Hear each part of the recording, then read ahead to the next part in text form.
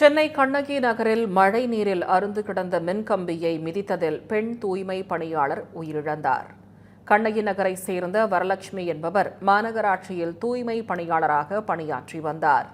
அவர் இன்று அதிகாலை கண்ணகி நகர் காவல் நிலையத்திற்குட்பட்ட பகுதிகளில் பணியாற்றிக் கொண்டிருந்தார்.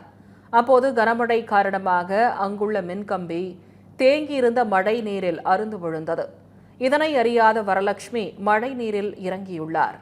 இதில் மின்சாரம் பாய்ந்து அவர் சம்பவ இடத்திலேயே உயிரிழந்தார். அந்த பகுதியில் மின் கேபிள்கள் சேதமடைந்திருப்பது பற்றி பல முறை மின்வாரிய அதிகாரிகளுக்கு தகவல் அளித்ததாகவும் எனினும் எந்த நடவடிக்கையும் எடுக்கப்படவில்லை எனவும் பொதுமக்கள் குற்றம் சாட்டியுள்ளனர். ஈபிக்காரங்க சரியா இருந்தால் எங்களுக்கு இந்த மாதிரி பாதிப்பு வந்திருக்காது. ஒரு உயிர் இறந்தது எங்களுக்கும் கஷ்டம். அவங்கள நம்பி 2 ஜீவன் இருக்குது. இப்போது அந்த ஜீவன் வந்து நாங்கள் காப்பாற்றணும். சின்ன சின்ன குழந்தைங்க அவங்க.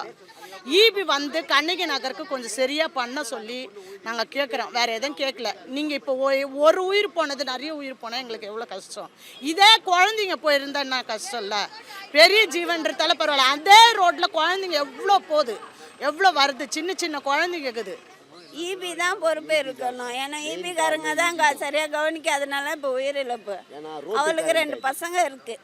2 பசங்க இப்போ அனாதே ஆயிடுச்சு. வீட்டுக்காருக்கு உடம்பு சரியில்லை. பிள்ளைங்கள பார்க்கணும். ஒரு போக்குவரத்தில் ஒரு கரண்ட் இருக்குதா, கரண்ட் இல்லையா, ஒயர் இந்த மாதிரி அறுந்து விழுந்துக்குதே, வந்து பார்க்கணுமே கொள்ளணுமே. வீட்டில் மட்டும் கரண்ட் பில்லு கட்டலைன்னா மட்டும் பிடுங்கிடுறாங்க. அதை பண்ணிடுறாங்க, இதை பிடுங்கிடுறாங்க. ரோட்லலாம் அதெல்லாம் பார்க்கலாம்ல. இதெல்லாம் பண்ணல. இப்போ ஒரு 2 குழந்தை அனாதையாக நிற்கிதுங்களே. ஒரு ஆத்தாவை தவிச்சு விட்டு இப்போ அதை யார் பார்த்துக்கிறது? அது ஆல்ரெடி 4 நாளாக 3 நாளாக ஒயர் அறுந்து விழுந்து கிடக்குது. அப்போல்லாம் வந்து சரி பண்ணல, இப்பவும் சரி பண்ணல. ஒரு உயிர் போயிட்ட பிற்பாடு இப்போ ஆக்சிடென்ட் எடுத்து என்னாகுது? இப்போ சரி பண்ணிட்ட பிற்பாடு என் பொண்ணை திருப்பி தந்துடுவாங்களா? கேபிள் ஏன் அறுந்து விழுந்தது? கேபிள் அறுந்து விழுந்து 3 நாள் ஆச்சுன்னு சொல்கிறாங்க. அப்போ ஈபி என்ன பண்ணுது? ஈபி வேலை செய்யுதா இல்லையான்னு கவர்மெண்ட் கவனிக்க வேணாவா? கவர்மெண்ட் என்ன பண்ணுது? இப்போ ஒரு உயிர் போயிடுச்சு. நல்லா உழைக்கிற பொண்ணு அது. 2 குழந்தைங்க இருக்குது. ஒரு பொண்ணு 1 பையன் 1 இருக்குது. இப்போ அந்த பொண்ணு போயிடுச்சு. யார் பார்த்துப்பா? இப்போ நீங்கள் இறந்துருச்சு, நாங்கள் இவ்வளோ தொகை கொடுக்குறோம், அது கொடுக்குறோன்னு சொல்லி கொடுத்துருவீங்க.